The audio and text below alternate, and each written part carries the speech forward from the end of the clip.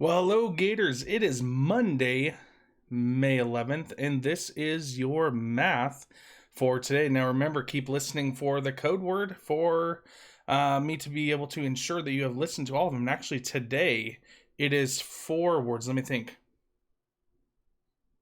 Yes, 4 words. First word being bring. So, let's switch over to the iPad so that we can see what we are going to be talking about. First off, here is our daily math practice on number 1. It is division, like we have been doing. And let me get that there. There we go. Whoops. Figured it out. So 86.4 divided by 2.5. Number 2, we are looking at 9 4/5 times 3 2/3. Number 3, which measurement is the best estimate for a new pencil's length? Number 4, mark the correct word form for this number. I'm not going to say the number because it'll give it away. And number 5, if Jason ran 1.8 miles and Josh ran 3,200 yards, who ran the farthest? And it even gives you a hint there. 1 mile equals 5,280 feet. Now, the next part on our math is our daily word problem, and we're talking about summer camp, and summer's right around the corner. Hopefully, some of you will be able to go to camp this year. And it's saying here that Camp Wacho is located on a large piece of land that measures 1,400 acres. There are 640 acres in 1 square mile. Estimate the area in square miles. Now, see here, I got my iPad, and actually, I can see the same thing that you guys are looking at there. So that is what I'm looking at, just in case you are needing it.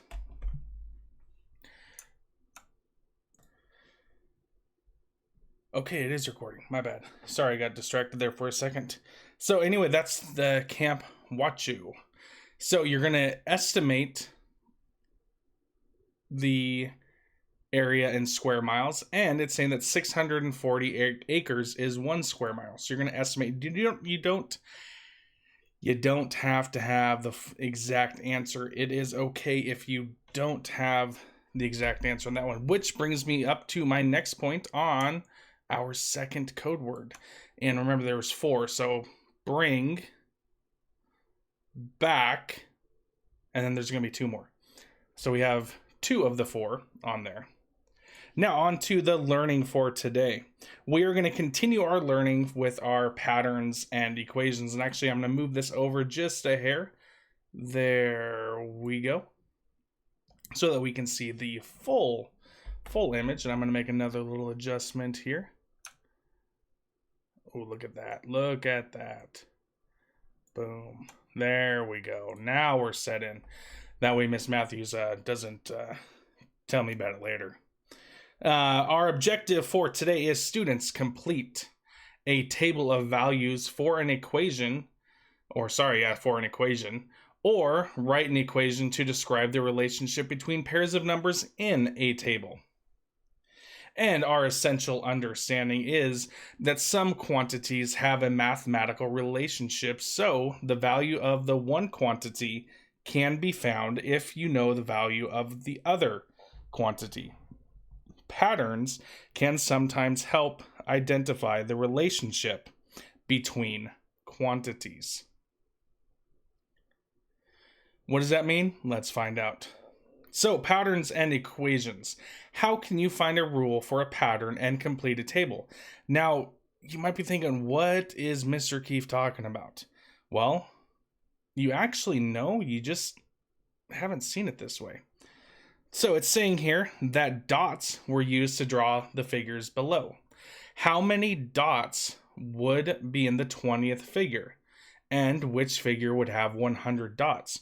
So we're looking at these figures right here. So we have figure 1, 2, 3, and 4. So in figure 1, we had 4 dots. In figure 2, let's see, 1, 2, 3, 4, 5, 6, 7, 8. Figure 3, and I'm actually going to change my pen color. Figure 3, 1, 2, 3, 4, 5, 6, 7, 8, 9, 10, 11, 12. And figure 4, I'm going to say it is, oh man, there's got to be an easier way. I'm going to say it's 16. And we could check that. 1, 2, 3, 4, 5, 6, 7, 8, 9, 10, 11, 12, 13, 14, 15, 16. So how did I know that so fast? That's what we're going to be looking at. Let's slide that over and look here. So here is the same table that we were looking at. So in figure 1, we had 4 dots. So like I had down here, we had the 4. In figure 2, we had the 8. Figure 3, the 12. And figure 4, we had the 16. But what are we going to do to see what it could be in figure number 20 and how many dots there could be? Now, some of you might be watching this and thinking, oh, I already see a pattern. We could just plus 3, and then it's plus 6 and plus 9. And this one here would be plus 12. Now that is true, but it doesn't work when we get down to the 20 because we don't know the numbers in between. So there's going to be a better way to do that. So I'm going to slide this table over and let's keep looking here. It says here, let's look for a pattern in the relationship between the figure number and the total number of dots in the figure and express the pattern as a rule. And this is saying here, we're going to actually multiply the figure by 4. And we can express the pattern as an equation of d equals 4n. And again here, this 4n means 4 times n. So if we go back to the table, let's see, if we have the n, and what was it? What did they say again? It was d equals 4n. So let me write that over here. D equals 4n.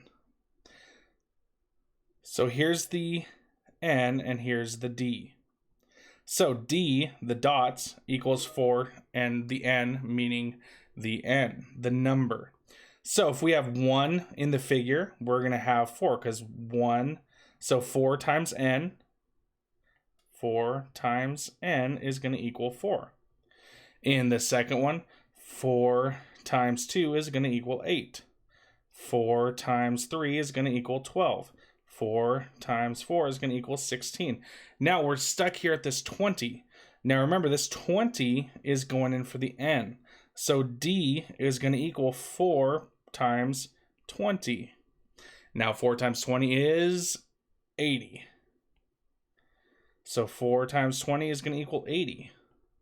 But then we're stuck there with the 100. How are we going to get that 100? Well, it's actually going to be backwards.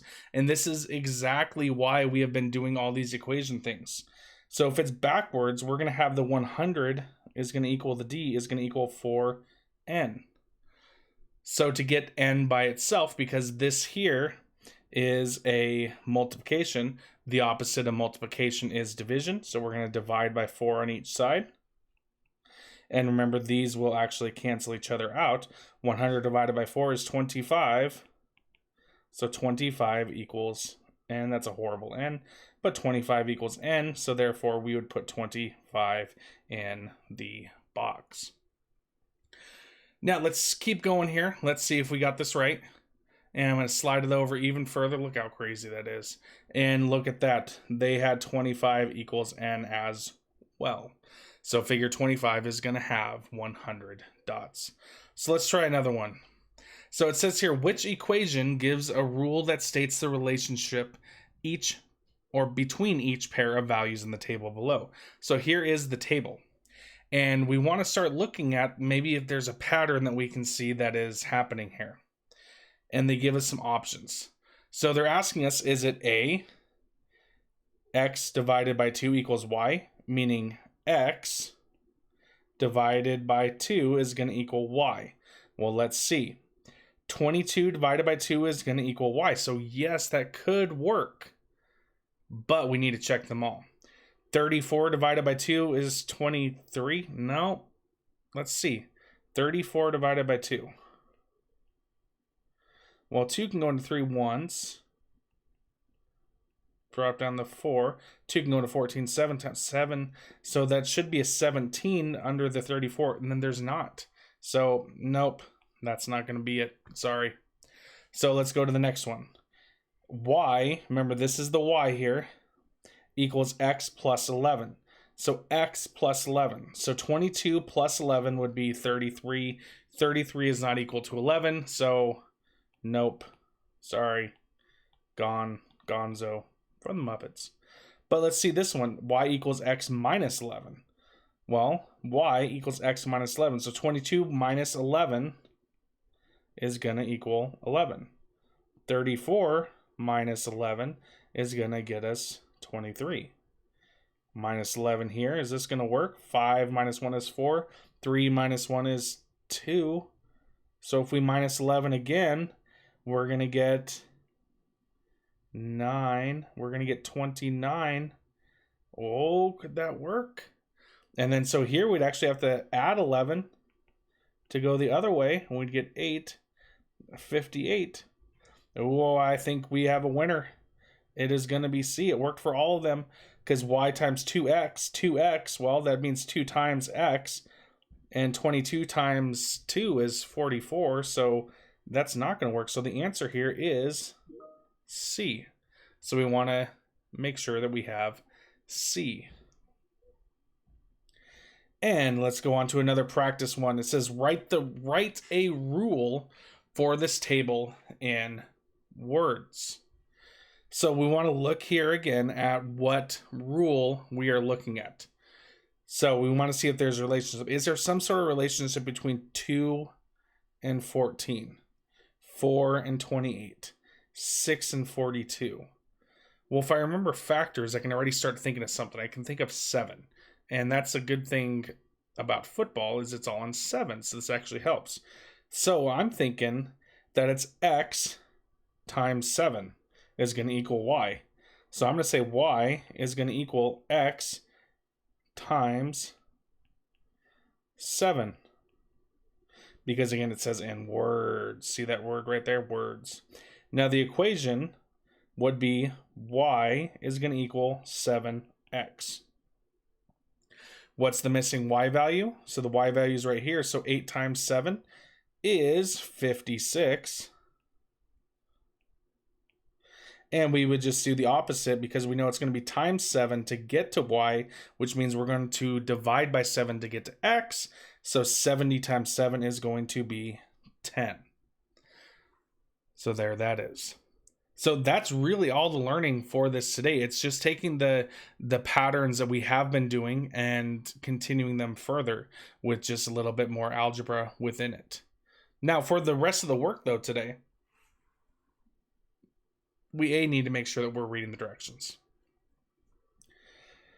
So in exercises 8 through 11, find a rule for each table and write the equation for each rule. So this is what you're doing here. Just write the equation. What is happening in each of these with an equation? On the next set,